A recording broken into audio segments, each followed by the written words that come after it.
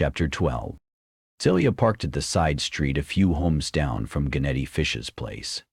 The sun had set. The first stars and a crescent moon were visible above the clouds. Miles stuck to the shadows, crossing the street and doing his best not to crunch through the weeds which sprung up along the patches of dirt and landscaping in front of each home's fence. Going straight at Beatrix Fish's house would be a mistake. There were cameras at the gate, and most likely some kind of security feature. Plus the dog he had heard barking. But in Beatrix Fish's case, he hoped this might be too much of a good thing. He crouched beneath an oak tree and watched and listened. From over Beatrix's wall came a glow. Someone was home, or they left the lights on, perhaps on timers. Probably a single-level structure. Miles wanted nothing more than to take a peek, but he couldn't risk being seen, at least not yet. The decorative fence at the neighbor's home across from Beatrix's was surprisingly sturdy. Miles hopped it. Heard the geese before he saw them. They grew louder as Miles approached, honking and hissing. If they were out and loose, he'd need a backup plan. But the neighbor kept his geese in a pen at night. They were making quite the racket by the time Miles got close enough to open the latched gate. The owner must either not have been home or was accustomed to the noise. "I need a volunteer," Miles said. When he reached him, one swiped at him. Another went for his face. Miles backed away as a third bird came low and hissed and snapped at his fingers. The gate slammed closed on its spring. All the geese were honking now. And still, nothing from the house. He knew he could try again, but the geese were too aggressive, and he didn't want to kill them if he could help it. As if in response to the racket from the geese came the nearby irritable clucking of chickens. Miles discovered a wire coop around the side of the house with 6 white hens inside. Next to the coop were assorted gardening tools and a small carrying cage. He'd handled chickens before, but it had been ages. At least these beasts wouldn't take a finger off. There, ladies, I need a volunteer." Carrying cage in hand, he entered the coop, set the cage down. 2 of them came up to Miles' feet and stared up at him expectantly with their beady eyes. Aren't you both the most beautiful birds? Unfortunately, I can only take one of you." He gently took hold of the closest one, and the bird didn't even squirm, only making a few inquisitive noises as Miles placed it in the cage. The others were scurrying about his feet. He eased himself through the door and latched it. Checked on his cargo. The chicken appeared wary.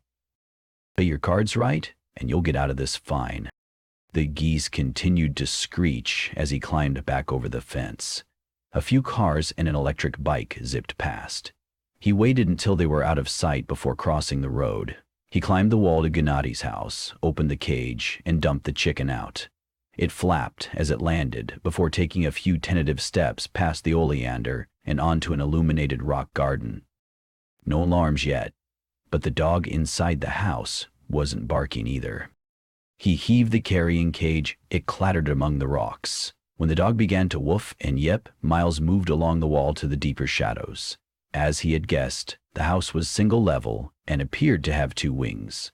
A large place with many rooms, and there were lights on everywhere. If he got inside, he would need to be lucky. But first, someone had to let the dog out. Dogs, as it turned out. One little, one big, one with an incessant pipsqueak yapping and the other with a snarl. The animals came bounding from around the front and charged into the rock garden. Someone had switched on brilliant lights along the outside of the home. The chicken squawked as it bulleted away, bounding up into the thickest parts of the oleander, with the 2 dogs dashing into the undergrowth. They bounced and snarled. Someone was shouting from the front of the house. A male voice. Beatrix. "Fancy. Boomer." The dogs ignored the call, and both animals appeared completely distracted. Miles eased himself down and ran across a moss bed and leaped over a koi pond. He paused at a side door. Moment of truth. If the house alarm was off, he was in business. He kicked the door in, felt a jab of pain. Both hips were still real, although the last doctor's visit threatened dual replacements. The crash had been loud enough, but the dog's commotion might have drowned it out. His breathing came heavy as he strained his ears for a chime or alert which would precede an alarm. Nothing yet. No panel on the nearest walls, but that didn't mean the home wasn't wired. He was in a short hallway. He came to a study with a dozen windows that looked out at the koi ponds in this side of the garden. The walls had framed paintings of pagodas in Japanese writing. The study was filled with heavy furniture and a suit of what appeared to be samurai armor. A collection of blades occupied a mantel in one wall. He entered the main hall and checked room after room.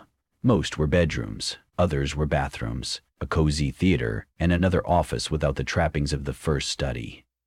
Here a single light illuminated a Spartan desk, with a ledger and a pair of tablet computers propped up with their screens displaying a spreadsheet and a letter or email in mid-composition. A mostly empty cup of tea with the bag on a saucer stood to one side. Further down, 2 steps up led to a rotunda with a chandelier suspended beneath a domed, frosted skylight. The foyer and entry hall, no doubt. The dogs grew quiet as Gennady continued to call for them. The front door stood open. The rotunda led to the second wing and a spacious living room and kitchen.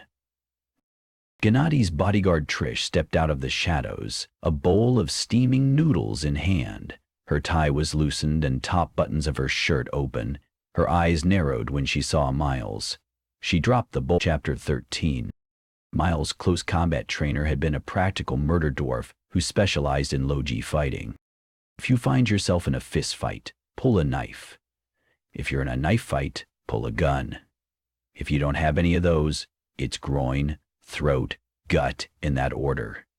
But don't leave home without a knife. Miles didn't have a knife. As he warded off the first wave of sharp strikes, he realized Trish was not only trained, but augmented. Each snap of a fist threatened to take his head off. "Raz, in here," she cried. He had little room to back further away. Slapped a hand, blocked a vicious jab which sent crisp pain through his real arm. And Trish kept her defenses up. His butt touched a decorative half table. He grabbed whatever was on top of it, a crystal bowl in this case, and flung it. Trish deflected it. Miles took the chance to slip back towards the hallway. She grabbed his left arm, twisted. It felt as if it was about to pop from its socket. She jammed him against a wall. She raised her other hand. Blades popped from the fingertips. She was smiling. Using his metal hand, he clamped on the fingers holding him and snapped them backward. She howled as he twisted and kneed her below the belt line. Slipped away just as she wildly slashed the air. He gripped his tingling left arm as he stumbled down the second hall. She'd be on him in seconds. He needed to find a way out. But maybe he might lay eyes on Agatha. Behind him, Trish again called out, "Raz, get in here!" From outside came hurried footsteps. As he passed several rooms, Miles caught a whiff of rose. Paused. The cloying scent was the same as the one from Agatha's room at the mansion. He barged through the closest door and entered a bedroom. Large, overstuffed bed, stuffed horses, a pair of large porcelain dolls, a writing desk. A closet door stood open. A pair of small shoes. Sparkly flats with bows. "Agatha? Agatha Fish, are you here?" He checked inside the closet and behind the bed. "Your mother sent me to bring you home." Footsteps in the hallway. Trish appeared, her hand with the busted fingers tucked against her chest. But by the look in her eyes, she wasn't done with Miles. She held her hand with the finger blades low, ready to strike. He backed to a sliding door. The larger dog was still barking somewhere. He tried to imagine himself outrunning the thing. Wished his hips weren't aching. She flexed her fingers. "Time to finish what we started." "Patricia," Gennady said from the hall. "You get back, sir. It's not safe." Miles grabbed one of the porcelain dolls, prepared to throw it if Trish came any closer. Gennady appeared behind her. "Go back to the kitchen." "Sir?" "Now." She gave Miles a final baleful stare before retracting her finger knives and departing down the hall. She and Raz began an urgent, muffled conversation. The dogs were with them and whining. Gennady stepped into the room. His faint smile didn't match his hard eyes. "Quite the racket you've caused here tonight." Miles wasn't putting the doll down.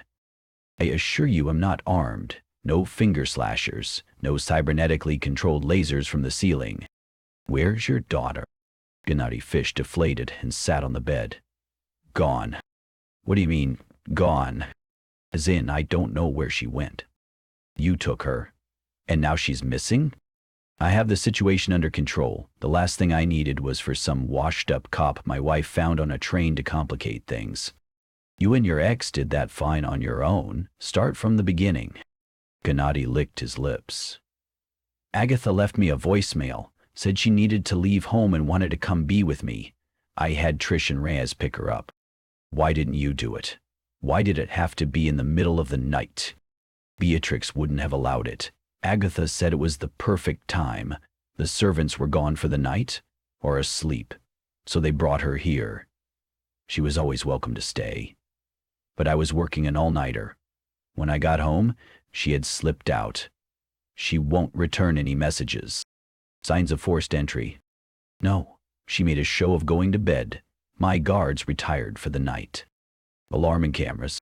"She must have figured out how to turn the alarm off, and the only camera is the one by the gate. I'm not hiding in a fortress like Beatrix. I have Fancy and Boomer to make noise if someone breaks in." Miles set the doll down, wiped a film of dust from its face. "And your ex doesn't know, does she?" "She can't. You can't tell her anything. I'm sure she's paying you, but I'll triple it. Find Agatha, bring her here. Beatrix and I can figure it out from there." "You know I have to tell her." "You don't have to tell her anything. Look, you guys have got problems, but Beatrix needs to know about this. If Agatha's in the wind, then she needs to call the cops, get more eyes looking for her. I've got people out searching." "That's on you. But it sounds like you're trying to keep a lid on this. I can't tell if you're afraid of embarrassment or losing face with your wife. For Agatha's sake, Beatrix has to be told what's going on." I can't let you tell her. Come back here, we're not finished talking." But Miles brushed past him. Trish and Raz were waiting in the rotunda. Both dogs were leashed and under a servant's control, but barely. Both began barking again. Raz approached Miles, about to plant a hand on his chest while he reached into his coat. "Boss isn't done with you." Miles punched him center chest and eased him to the ground, then yanked a burner from Raz's shoulder holster. He pointed it at Trish as he stood, but she raised her uninjured hand as if to surrender. Gennady chased him out the front door. "Mr. Kim! Mr. Kim!" Miles holstered the weapon and climbed the wall, dropping on the opposite side. Celia pulled up to a jerky stop, the electric engine revving. Miles climbed in. "Go," he said. It was time to let Beatrix know her daughter was truly missing. He had news. "You brought him? You overstepped, Celia. Pack your things. You're dismissed from my service. As are you, Mr. Kim. I want you out of my house, now. Not until you tell me where she is." Beatrix Fish turned and stormed past the surrounding revelers, bumping into the same servant who Miles had nearly knocked down earlier. Kitty Fish appeared at Miles's side and handed him a flute of wine. "And I thought tonight would be boring. Is this why you're no longer welcome in River City?" "Your sister. She's logged into this party from somewhere." "No, she isn't. She wasn't here.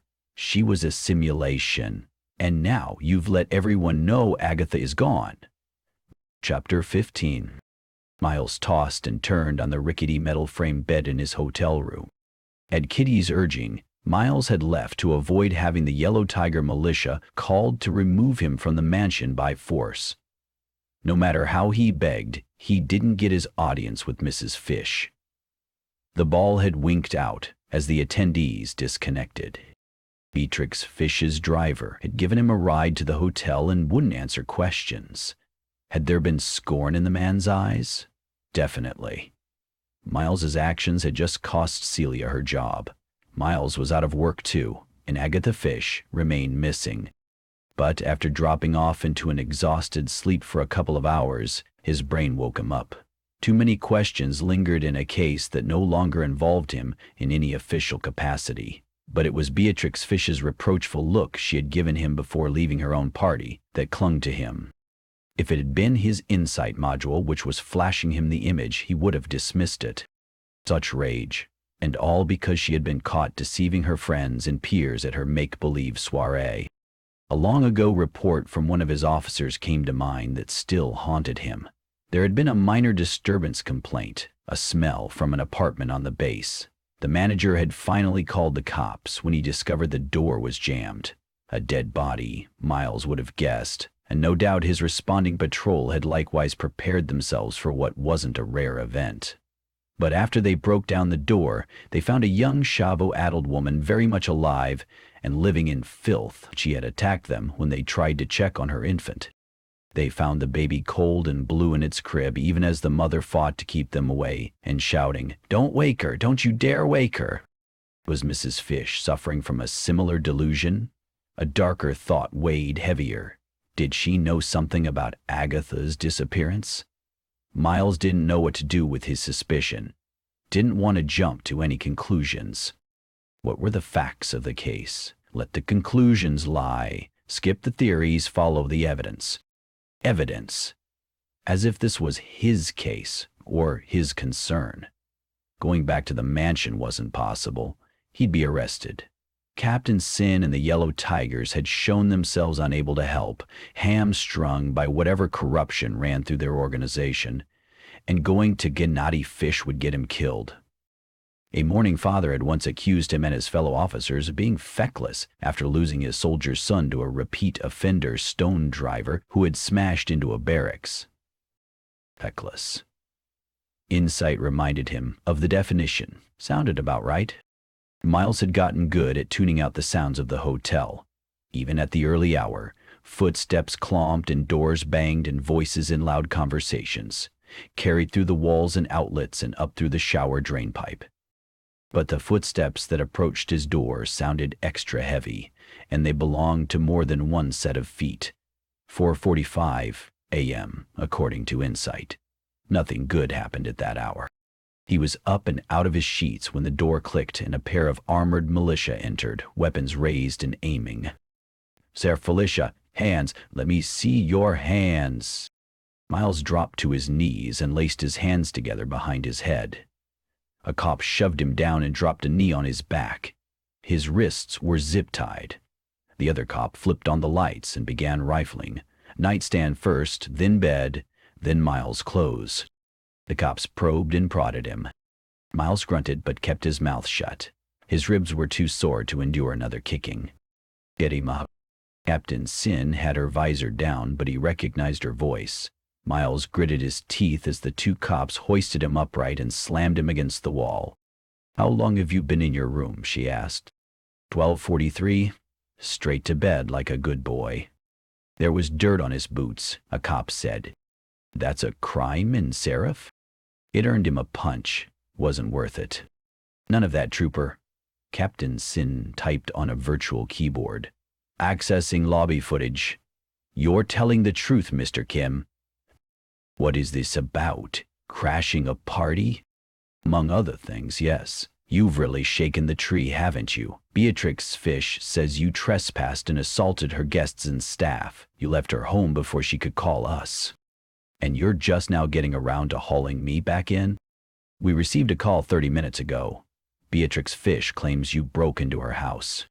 "And when Beatrix Fish calls, the Yellow Tigers send their commanding officer?" Another punch. It took him a moment to recover. Still not worth it. "Wait outside, Private Gowan." She waited for the trooper to leave. The other one kept a firm grip on Miles. "You said it yourself," he gasped. "Front door camera, and me here in my shorts." Improbable, but not impossible. "I was at her party. I bumped into a couple of people, but Agatha was there, or at least a hologram of her. When I tried to confront Beatrix, she fired me. I left." Captain Sin raised her reflective face shield. Her voice softened. "You found Agatha?" It wasn't just a hologram. According to Kitty, it was a sim version of her sister. Beatrix is trying to make everyone think Agatha isn't gone. I couldn't even tell her what I found when I went to Gennadi's house. Agatha's not there either. Neither parent has her, but their heads are so far up their asses, all they care about is not losing face. Captain Sin stepped back and had a muffled conversation with someone over her comm. I didn't break into Beatrix's house, Captain, Miles said. Which begs the question, who did? She raised a finger for him to wait. He waited. I have a squad searching the grounds. Apparently, the security system at the mansion was deactivated. I saw that system. It was state-of-the-art. Some smart criminals in Seraph. Timing of this is too coincidental. Your people any good? The cop next to him shifted. Miles tensed up in anticipation of a third blow. Instead, as if by an unseen command, the trooper let him go. My people miss little. But they also might not know what to look for. Put your pants on. Heading back to jail or the Fish estate. I need to know so I can dress accordingly. Chapter 16. Celia met them at the front door of the Fish mansion. Captain Sin had her two cops wait at their armored vehicle, which had parked next to a pair of desert runners marked with the Yellow Tiger militia insignia. To Miles, the smiling big cats on the doors appeared to be laughing rather than snarling. Bright lights on every corner of the mansion flooded the garden and roundabout. Militia personnel tramped through a distant flower bed. Dawn soon, but the sky remained dark and starless. On the drive over, Miles had seen the flashes of distant lightning. You are expected, Captain, Celia said. She gave Miles a furtive glance as she conducted them inside. Miles scanned the hall and upstairs balcony to see if anyone else was there. I thought you got fired. Miss Kitty intervened. My employer will undoubtedly weigh her option come morning, but Captain Sin, Mr. Kim, isn't welcome in this home. Mrs. Fish was adamant. The captain's tone was terse. This isn't a social visit. I have a squad here responding to a break-in. Is Mrs. Fish available? She was upset. Her daughter is with her in her bedroom.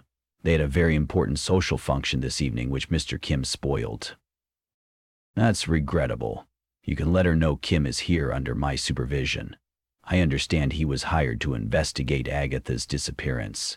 This wasn't reported to us or the sheriff's office. My employer wished the matter to be handled with discretion. That's off the table now, and if I can't speak with Mrs. Fish directly, remind her I responded to her call personally. Tell me what happened. Celia gathered herself before speaking. Vinka, one of the maids, was finishing up cleaning, making a last check before turning in. The other guests and staff had departed by 2 this morning. I heard Vinka scream. She said someone ran past her down the stairs and out the front door. I took Vinka to the kitchen to calm her down. She is easily frightened. Perhaps a guest had fallen asleep in a bedroom, or a server had been hiding and trying to steal. It has happened in the past, but then I checked and saw the alarm had been turned off. I went upstairs to find Mrs. Fish had been awakened by the commotion. She was in Agatha's room. She says there were objects that had been stolen. Someone broke in and went to Agatha's room? Miles asked. Celia nodded. Show me. Lights burned from beneath a door at the end of the upstairs hallway. The master bedroom, no doubt. Miles touched the light switch in Agatha's bedroom, squinted and scanned the room. The canopy bed with its pillows and stuffed animals, the full closet, door ajar with its shoe collection, the bookcases in the desk. Instantly, he saw what was different. Several of the figurines were missing. Many had been precious metal, some set with gemstones, all finely crafted. The ballerina music box was gone too, as was the radio from the desk. Miles examined a few of the remaining objects. Porcelain, ceramic, or made of cloth. The thief took the valuable ones, at least from what I can tell. You are correct, Celia said. Besides the books, most of the items on that shelf were quite precious. A thief would see them and instantly recognize they were worth many credits. But why come up here, to this particular room? There's valuables downstairs from what I've seen. This place has trinkets and art objects everywhere, and surely Mrs. Fish has better things worth stealing. Don't guess why criminals do stupid things, Captain Sin said. Miles touched each book spine. I remain optimistic about the human condition. Some of these volumes are actual paper. Why not take them too? The captain examined the window and checked it. Latched. Limited time on the scene. Those didn't sparkle. Or they were smart enough to know these wouldn't be easily fenced. Still, I'm guessing these might be worth more than some of those figurines. You have updated black market pricing on your implant. Just speaking from experience, but stupid criminals, right? Celia, you didn't lock the window after calling the cops, did you? No, Mr. Kim. Mrs. Fish was in here, but she leaves such things as windows for us to care for. We'll need to ask her. But the thief ran out the front door, Celia said. That doesn't mean that's how they entered. We'll want to check every window and door, and then get a time on when the alarm was switched off. An inventory of the missing items would be helpful, pictures even better. That is, of course, if the captain agrees. Captain Sin peered inside the closet before stepping out into the hallway. I'll get my people on it, and I'll be the one who talks to Beatrix. You need to wait outside. Miles made a final examination of the young girl's belongings. Treasures, trinkets, knickknacks. No one living in a habitat or on a ship would have ever seen such a collection of books. Yet these had dust along the tops of the pages. A stack of colored paper waited to be drawn upon. Yet he didn't see any artwork. So what was Agatha interested in? Because Miles was certain of one thing. The room held little that showed him who Agatha Fish really was. Chapter 17. Miles leaned on the front grill of the tank and watched the cops do their thing. Wander back and forth, mostly. Miles understood their need to look busy. Their captain was watching. The militia troopers checked the windows and went over the grounds again, inch by inch, no doubt recording everything on their helmet and body cams. The sun was rising. One maid brought him a cup of steaming hot green tea. He thanked her and watched her walk back inside. No doubt Beatrix and Kitty had their own 12-course breakfast which needed to be prepped. No rice with bean paste and kimchi here. Captain Sin was at the front door and appeared to be composing a message on a virtual tablet projected above her arm. If the investigation had found anything, she hadn't shared it with Miles. And why would she? He hadn't been able to offer much in the way of insights. Perhaps the timing of the burglary was a fluke and had nothing to do with Agatha. Miles didn't want to reach a conclusion. Agatha remained missing, and while the stolen items were valuable, there was no reason to believe recovering them would help with bringing the missing girl back home. The thief could be anyone. The staff would have to be questioned, along with the guests. Someone had seen some easily fenced goods during the party. The suspect list would narrow down significantly, as the thief had to know how to disarm the alarm and cameras. Of course, if there was no footage, it meant the security system deactivation took place before the thief even entered the grounds. A timer? A bot secreted on the residents? An inside job? Simple was better, and the last item most likely. Full circle back to the staff having something to do with it. Celia appeared to have access to the security software. An even darker thought occurred to him. What if this was all Beatrix Fish indirectly stirring up attention in an attempt to get the militia on the trail of her daughter?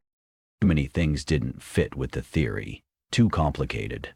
It still resulted in word getting out that Agatha was gone, and after seeing the lavish gala and the lengths Beatrix Fish would go through to keep up appearances, the sudden change in attitude didn't seem likely.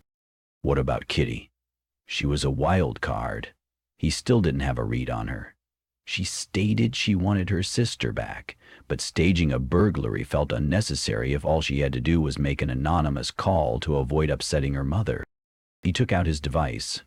His son Dylan picked up after 2 rings. Dad? What's wrong? Nothing. I just wanted to check in on you.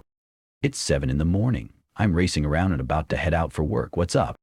I just was thinking we should get together, talk. Yeah, sure, but not right now. I'm glad you got set up with a place to stay. After what happened, you should be resting. I am resting. I was thinking about lunch or dinner. Dylan hesitated. Soft, muffled voices. He was talking to someone else. Any of those sound good. But not today, and tomorrow's swamped. Look, Dad, I'm not trying to put you off. Can it wait until Saturday? Of course it can. I don't want to let too much time go by. Also, I wanted to pick your brain. You said you're involved in a therapy program for children? You work with any doctors? Yeah, of course. It's legit treatment through the hospital. Is this for you? No. There was a young girl we found out in the desert. Her name's Hill. The marshal got her into a home. He said it's a good one, but I'm hoping for a second opinion. What are you getting involved in? You mentioned you were retired. I need you to send me a contact of a doctor, a therapist, or psychologist who knows children, someone who's dealt with abuse. There might be more than one person I want them to visit. More voices in the background on the line. A woman asking a question. Dylan answered her. Give me a second, babe. Dad, I really need to go. I'll forward you a name, but if the marshal is handling it, they don't need your help. Miles said goodbye and ended the call. Only afterwards did he realize they hadn't firmed up plans for Saturday. Dylan would notice. Believed the call had only been to get a doctor referral. He let out a sharp exhale. It was the kind of distracted exchange which had killed their relationship after Seo Yun had died. Correction, his work had poisoned their bond ever since his son had been born. One of the militia cops gave Miles a longing look as Miles sipped the tea. It had grown lukewarm, but drinkable. Grassy, sweet, with no hint of bitterness. By the time he finished the cup, Captain Sin exited the mansion. Learn anything? Miles asked. I don't think Beatrix Fish is going to be inviting you for breakfast. Was this an inside job? Servants were accounted for, Captain Sin said. Security system tracks them while they're on the premises. No one left before Vinka encountered the burglar, and everyone who was in the house was there when the system was brought back online. A guest then, or an outside intruder, or staff not on duty, someone who knew where to find those figurines. Miles pulled up his insight feed. He had images of the stolen items from when he had seen them, but the resolution wasn't good. It was the kind of thing his implant would delete after 24 hours. He'd need to upload them soon. The burglary was a wrinkle which didn't appear to have any relationship to Agatha's running away. But how could it not be connected? Had someone learned from Agatha the value of her collection and how to get into the mansion, which meant Agatha might not be with the best company? Does this break-in bother you? Miles asked. Besides having to respond to a call at the ass crack of dawn? Yes, it bothers me. Every set of eyes wasting their time here could be looking for a runaway girl. The captain beckoned to one of her underlings. Anyway, you're done here. Word gets back to Gennady Fish that you're out and about, I'll be angry. I'm going to have you brought back to your place. Lay low, this no longer concerns you. Word of advice? Find another hotel. That flea pit has seen its share of calls. I'm not easy pickings. If you say so, old man. Chapter 18. After freshening up and retrieving the burner he had taken from Raz, Miles went down to the front desk of the hotel. A self-serve kiosk stood to one side where a guest might rent a room, get a key card, purchase vacuum-sealed disposable sheets, soap, hygiene products, prophylactics, lottery game cards, and sundries. From behind the desk with the plastic screen, the foggy-eyed clerk glanced at Miles through a pair of yellow-tinted goggles. I need to know where to buy certain things, Miles asked. He followed the clerk's gaze towards the looming vending machine. Things you wouldn't find in there, or at the drugstore on Galena Road. Nice things. A gift maybe for a special friend, but at a good price. Downtown mall, I suppose. Been there. Not what I'm looking for. Maybe more like the kind of place where I could do some trading. See what unique, gently used items might be for sale. A pawn shop, perhaps. No perhaps about it, the clerk said. That's exactly what a pawn shop does. Insight confirmed the assertion with a helpful definition. Oh, right. Where's the nearest pawn shop? Maybe even one that's off the beaten path. Don't worry, I'm not a cop. The clerk chuckled dryly and spat into a cup. Didn't figure you for one. You're carrying a burner, though. Out in the open like that, you'll get the wrong kind of attention. Plus, you got dropped off by a yellow Tiger patrol car. Miles had noticed no cameras about the hotel. The nearest pawn shop, then? Look it up on SeraphNet. Some places are harder to find and aren't listed, places with special inventory. The hotel clerk made a back-of-the-throat sucking sound, drummed fingers. Miles took out a credit chip. He still had the balance of his Heron Collie compensation funds from the train fiasco. He loaded the blank chip with a few credits and slid it under the plastic window. The clerk pocketed the chip. Place called Red's Recovery Room. Need directions? No. Do I ask for anyone in particular? Oh, I wouldn't know. I no longer frequent establishments like that. If you pick me up at my hotel, I'll pay you what I owe and buy you breakfast. Miles sent the text. He browsed for a taxi service, as he wasn't expecting Tristan to respond. Be there in 5, Tristan texted back. 10 minutes later, Tristan's three-wheeler came to a stop at the curb. The vehicle appeared to have been tidied up. The rear bed stood empty, and the windshield had been polished. Miles climbed in. Red's Recovery Room. Know it? Good morning to you, too. I thought you'd be hungry and want your money. Let's go there. What happened to you? The yellow tigers. Wanted to chat, that's all. You're free today? Not plan any more fishing trips? That depends on you giving me my credits. Miles told him the address of the bar.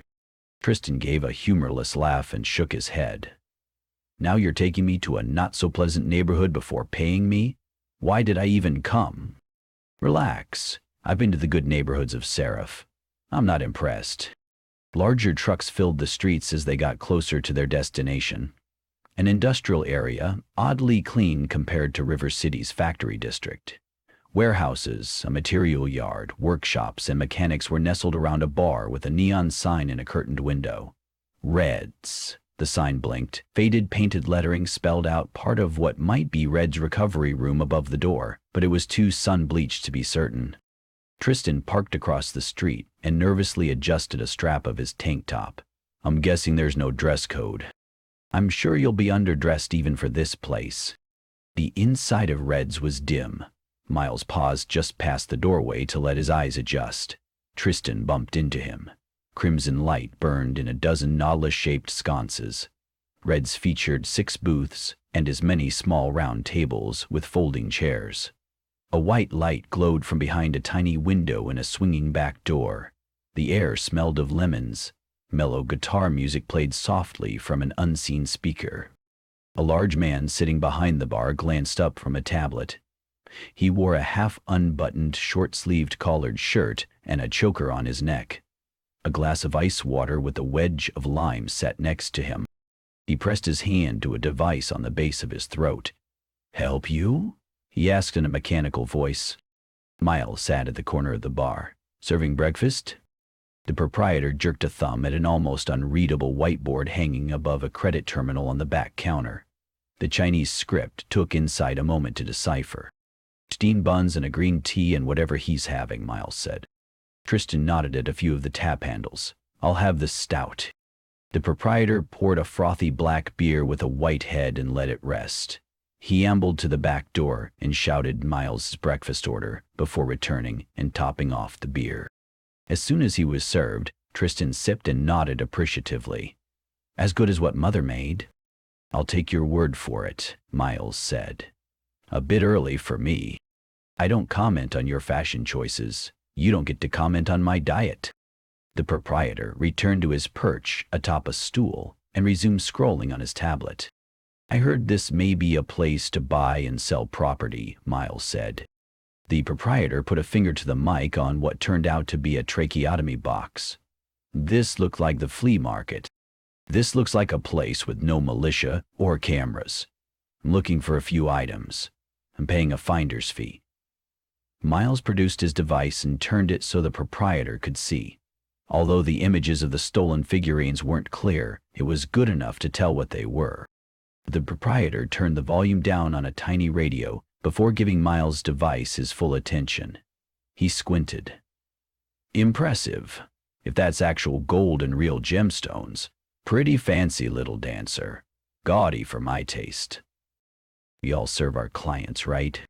And you, excuse me, your client, is looking to buy not any old precious figurine, but these specifically?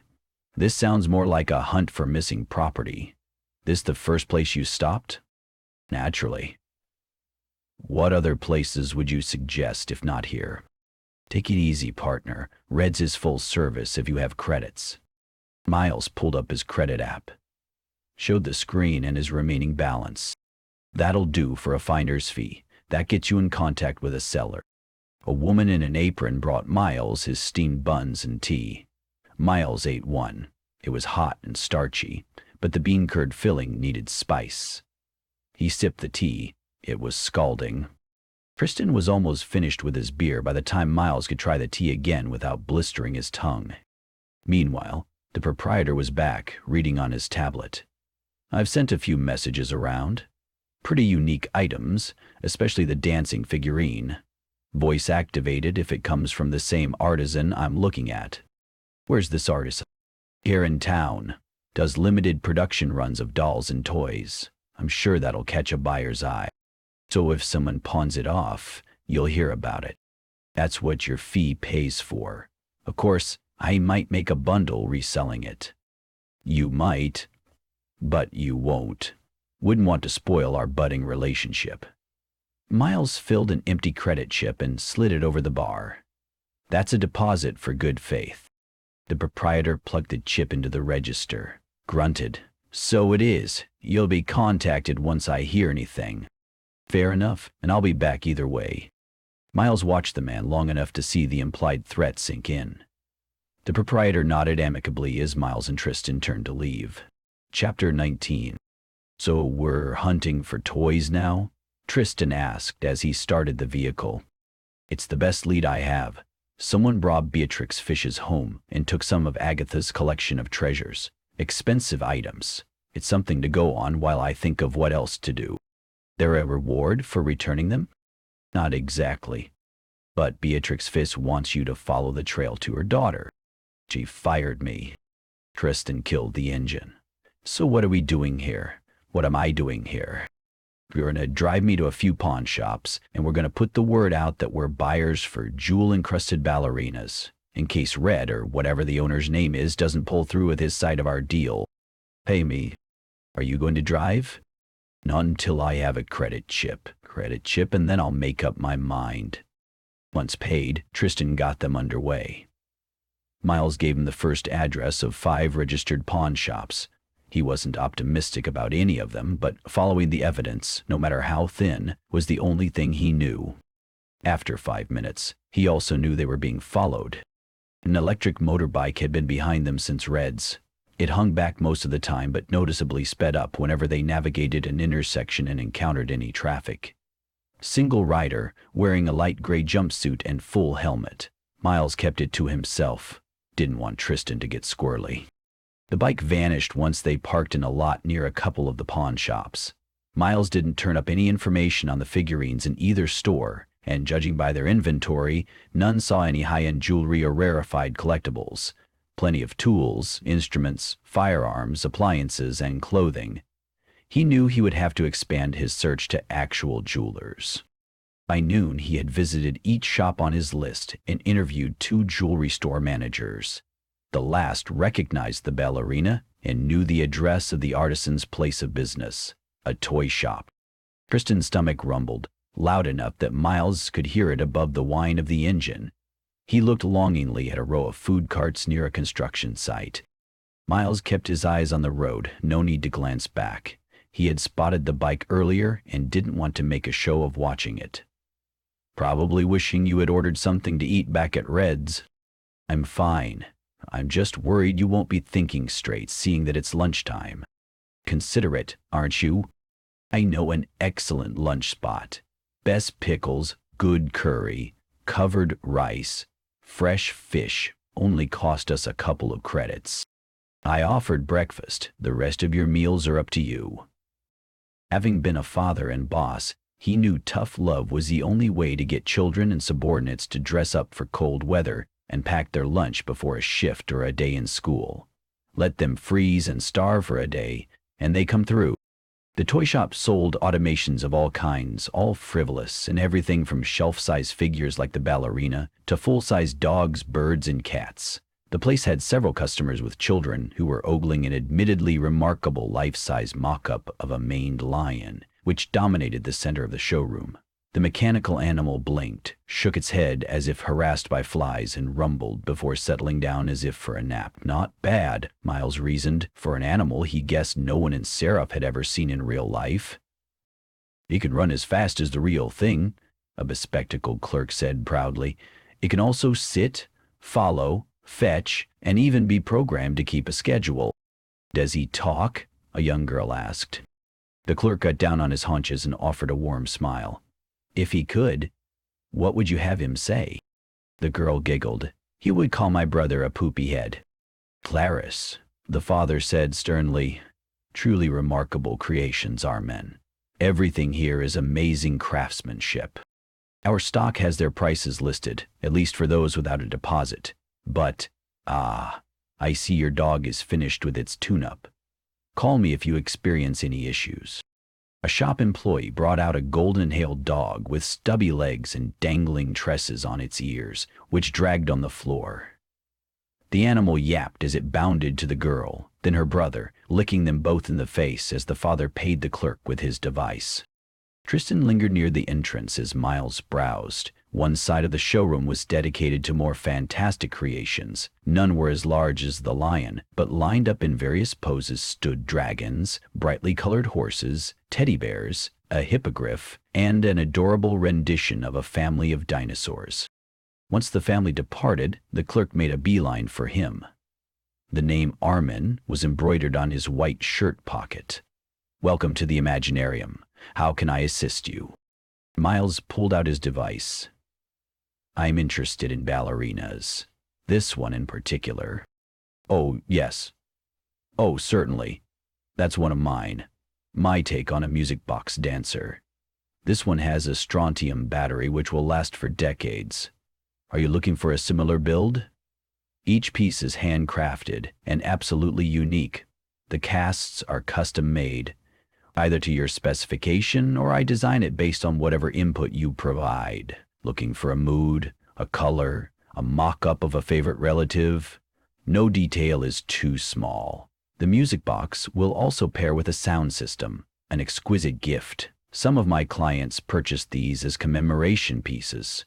I have a catalog of fashions and costumes to choose from: Chinese, Russian, European, even tin can opera masterworks. Although this piece merely spins, a dancer can be crafted which will emulate any style of performance you desire, including zero-G dance.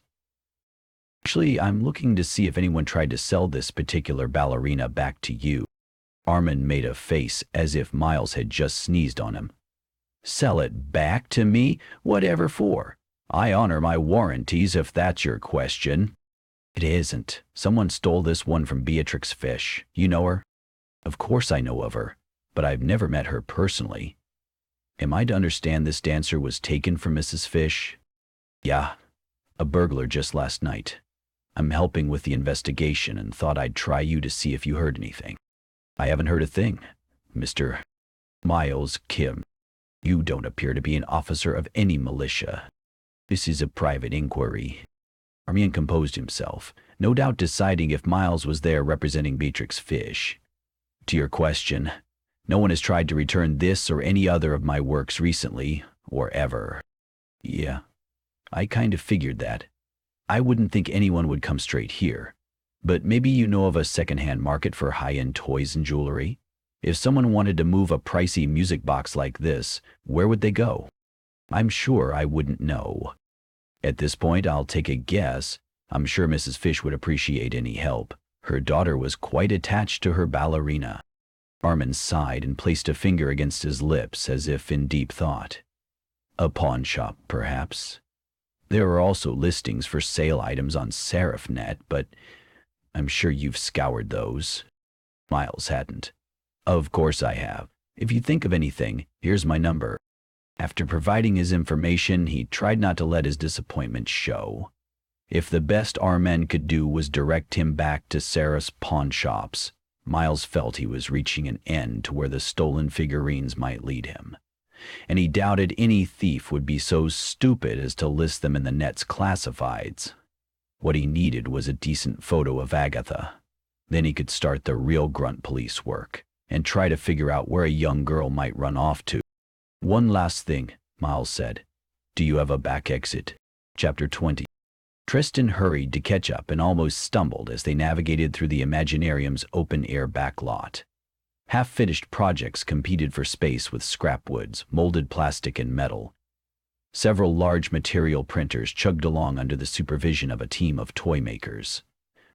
A small radio played up-tempo pop music, the volume high enough to be heard above the noise. The radio appeared to be the same or similar model to the others he had seen of late. No one paid them any mind as they passed through the lot. The workshop's back gate clicked closed behind them, letting them out into an alley between a row of brick buildings. Device in hand, Tristan paused to look the opposite direction of where they were going. "Hey, my trike is back out on the street. I wanted to check something out. The owner told me I might have some luck with one of his neighbors." "Which one?"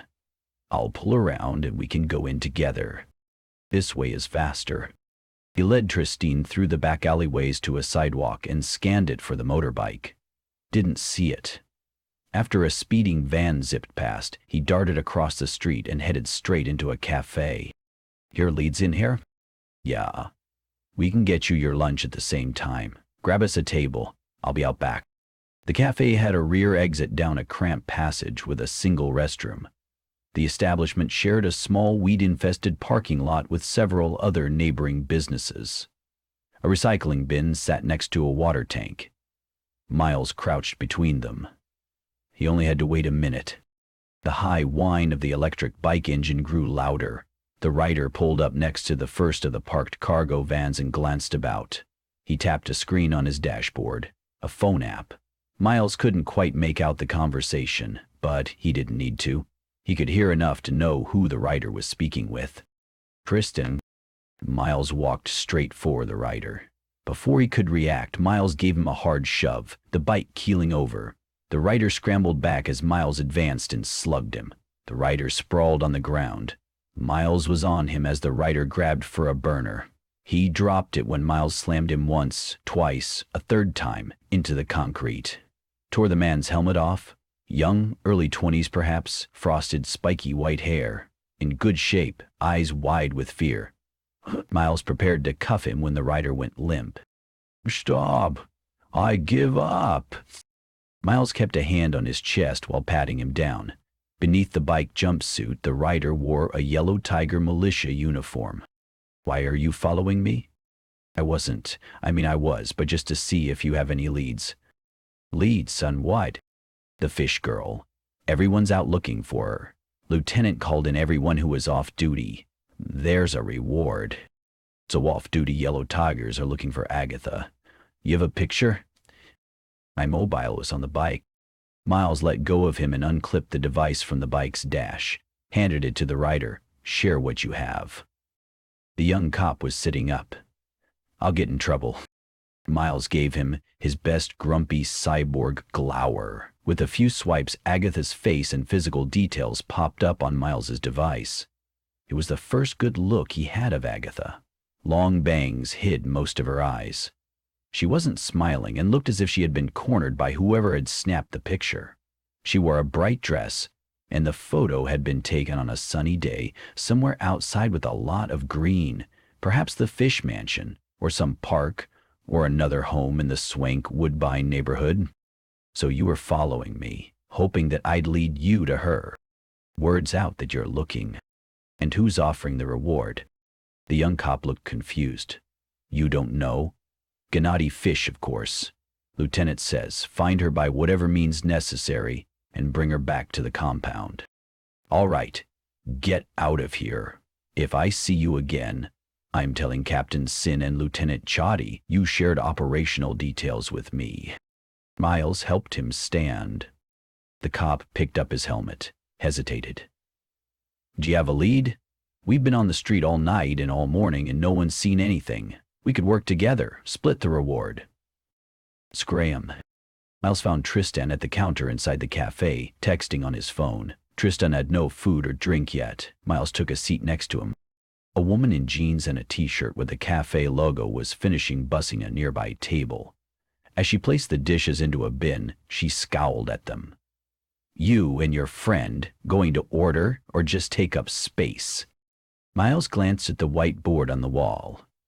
Vegetable curry wrap, spicy, and a water, and whatever he's having. Tristan pulled the phone close so the screen wasn't visible. "Ah, the same." He scribbled down a note and vanished into the kitchen. Miles grabbed a couple of napkins. "Your yellow tiger contact won't be following us anymore." "What do you mean?" "I sent him packing." "Smart. Finding someone else who'll pay you if we find the girl. Stupid because you're fired." Tristan put his device away and rose. "You may as well enjoy your lunch. I'll cover you." "I don't get it. You got me this far. I found out what I could. But I've hit a dead end." He showed Tristan the picture of Agatha. Tristan studied it for a moment before shaking his head. "You're wondering why I'm doing this," Miles said. "Why go after her if her own mother and father can't get past themselves or each other and find their daughter? Even the cops like the one you were messaging have taken a side. I'm doing it for her." The server brought water and utensils before bringing menus to an older pair of men who had just entered. Someone dinged a bell in the kitchen. A moment later, Miles and Tristan had their wraps. Spicier than Miles had expected, and he drank all his water by the time he finished and needed a refill. He paid the server, dabbed his lips, and rose. "Coming? You said I was fired." "You were.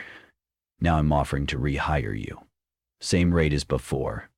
You're going to help me find her and bring her home. No more talking to the militia. Let me handle that." "And Tristan?" "Yeah. If you go behind my back again, I'll break your arm." Chapter 21. Tristan remained sullen during their drive to a bland section of downtown that held a charity kitchen. From there, Miles intended to check a few shelters and a hostel, but didn't imagine the yellow tigers would have missed them if they had been out all night. As Tristan circled in search of street parking, Miles counted twice that a runner with the yellow tiger insignia drove past. Then a third went by. "Lot of cops," Miles said. "This area see much crime?" "As much as any place else in Seraph." "Word of a reward gets around, I guess, unless there's something else going on. These cops didn't seem this motivated when there was a train full of people that needed rescuing." Tristan got them parked behind a water tanker truck and switched off the engine, stared down at the dash as it went dark. "What does it matter if it's you or them?" What's the difference if you find the girl or they do? The militia will hand her back to her father. You give her to her mother. That's a better shake than most people get. Not that I'm saying she's not worth it." It's not a perfect answer, but a Seraph court decided Agatha gets to live with her mother. As messed up as her family is, that's where Agatha belongs. If her dad wants her, then let him go through proper channels. All he's accomplishing now is raising the chances that his daughter gets hurt by some idiot with a burner wanting to be the one who brings her back. And if it wasn't for him, she might never have left home in the first place. Tristan grunted and didn't get out of the wagon with Miles. "You going to be here when I return?" Miles asked. "I'll be here. That spicy curry wrap isn't sitting well.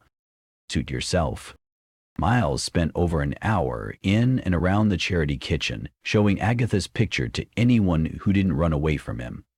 The kitchen played a sermon throughout, but Miles tuned it out, getting into the almost forgotten groove of canvassing for eyewitnesses. Most folks were friendly. The yellow tigers had already asked some of them about the girl. The kitchen staff had placed a picture of her on their door just that morning, right next to the donation terminal and a vending machine which offered free radios. No one had seen her.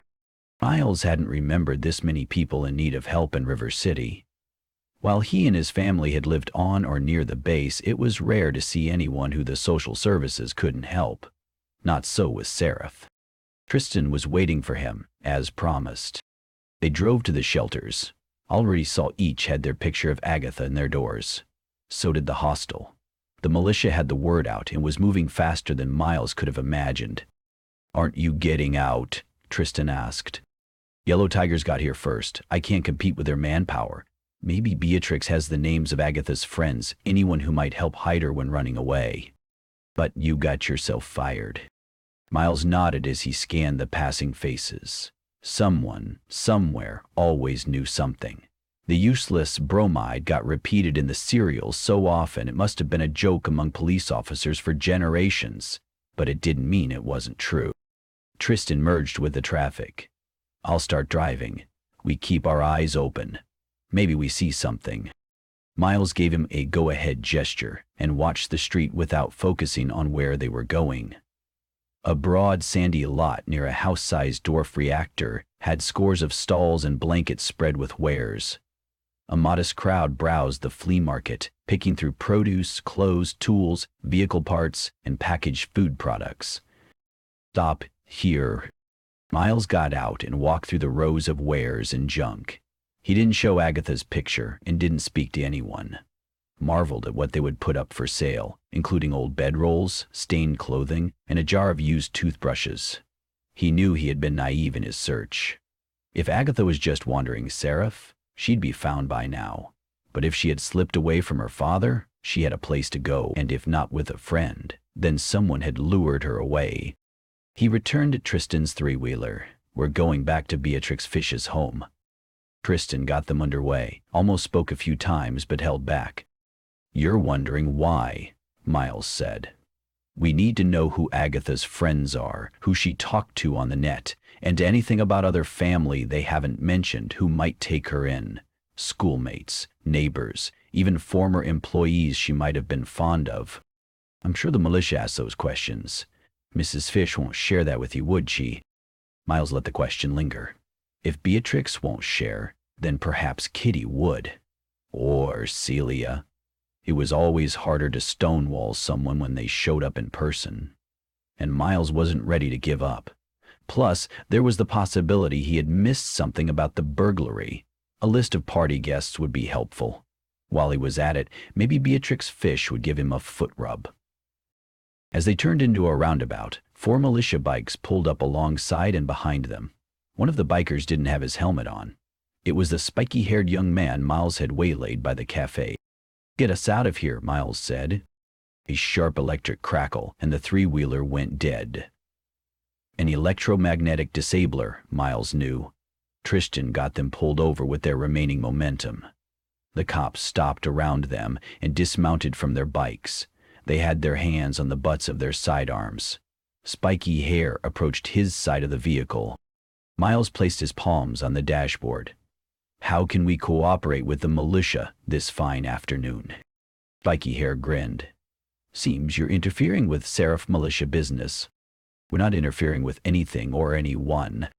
Showing Agatha Fish's picture around, assaulting an officer, and I learned you're supposed to be in a cell on hold back at the station. We've got plenty of grounds to not only detain you but to bust your head.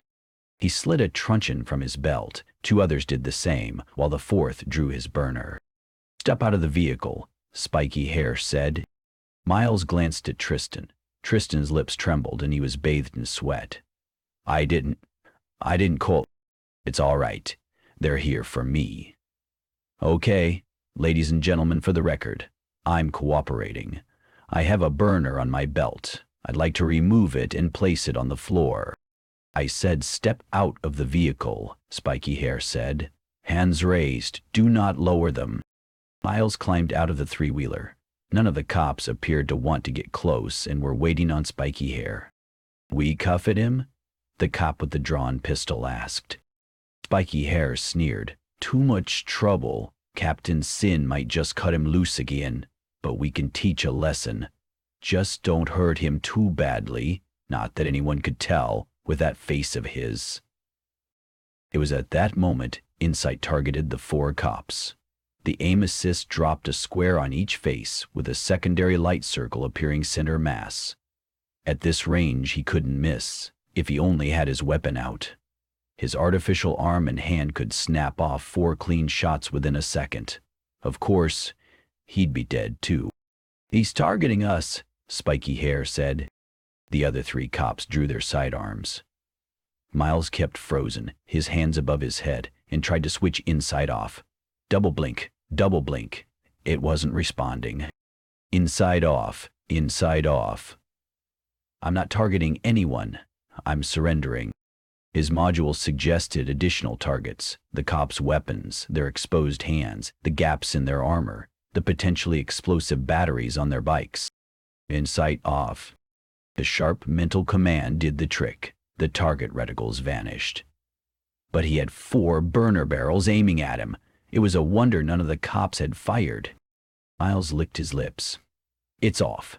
My module is off. We all want the same thing. Bring the girl home.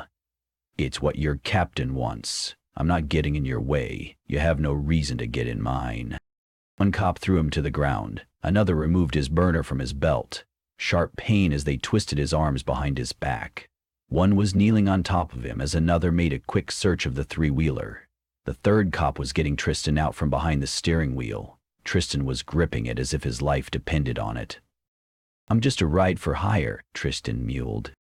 Tristan was shoved against the hood and patted down. Once the cop zip-tied him, the militiaman came back around to stand over Miles. The burners got holstered. The truncheons came out again. The 3 appeared to be waiting on Spiky Hair. Miles didn't see any rank insignia, but bullies had their own pecking order. Chatter crackled over their helmet radios. Spiky Hair replied, Lance, 16 copy. Yes. We're detaining a potential witness. Copy that. It's the ex-cop you were so upset about. Me and my Lance, we can copy that too, sir. After a long pause, he put his weapon away and glared at Miles. It's your lucky day. Saddle up, boys. We'll revisit this another time. The search is over. The lieutenant wants everyone back at the station. We found the girl. Chapter 22. She's safe. Celia said this with a deadpan expression that Miles couldn't penetrate. He tapped the tablet screen and watched the 30-second video again. There was Agatha. She was busy doodling at the desk in the bedroom of her father's house, her dark hair tied back, her face intent on whatever she was drawing. The perspective changed, with Beatrix Fish now occupying the screen. As you can see, Beatrix, our girl is fine. She was hiding out at Samantha's and was up in her tree house. She said she didn't want to go home just yet. She got scared when the militia showed up to see her and talk to me. I'm sure she'll get bored and want to come back. Let's give her a couple of days. The video froze. Miles stood at the doorway to the Fish mansion. An overcast haze filled the sky and light sprinkles fell on the roundabout. Each droplet evaporated on the paving stones in moments. Tristan remained seated within his three-wheeler and was watching cautiously through the windshield, as if at any moment a fresh squad of cops was going to boil out through the front door and accost them. Celia took the tablet back. You see, Mr. Kim, thank you for your concern. I'm sure Mrs. Fish is likewise grateful. I'm sure she is. I'm also sure she's not happy Agatha isn't coming home yet. You are correct. She is furious. But for now, at least we know Agatha has been found and is with her father. He sent this video. Yes. Mrs. Fish doesn't accept his calls. Tilly appeared behind the maid. She was dressed in a formal riding suit with a red blazer, white pants, and a black round helmet with a short bill. Now, Celia, Mother's not listening. At least for Miles' last report, we can tell him the truth. She edged past Celia and showed a tablet with a split screen. On either side of the divide, Gennady and Beatrix Fish were talking, but the sound was muted. Mother doesn't like the staff to admit that she and Gennady chat. Sometimes they do more than talk. It's an off-and-on duel with the occasional fling. It's love your enemy and hate your neighbor, but it's okay if you let him in for the occasional dipsy-doodle so long as he doesn't stay for breakfast. You're able to eavesdrop on their conversation? Miles asked. Kitty showed her teeth when she grinned. What fun would it be if I missed this? She unmuted the tablet. You have no right, Gennady, Beatrix said. She belongs here. This is her home. She needs her mother. And she'll come back to the house, Gennady answered. Give her some time.